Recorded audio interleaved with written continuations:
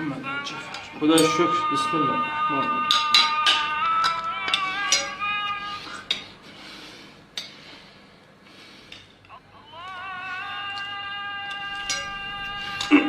چی شد؟ یه دو سه تا تیکه نونی چیزی توی یخچالی جای چیزی داریم من برم بیارم. من میرم بیارم. نه بابا میرم میارم. بابا که نمیشه که تو همه کارا رو بکنی که. بعد تو چرا انقدر با من رو درواسی داری؟ فرشی خب من سر رو نون میگرفتم، نون تازه میآوردم میخوردیم دیگه. دستتان درد نکنه. به به دست دهنتون خیلی هم عالی. شرمنده تو رو خدا ببخش. خواهش میکنم. دست درد.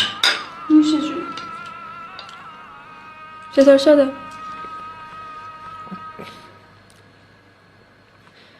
فوق‌العاده شدم. خیلی شد. واقعا خوب. میشه جون.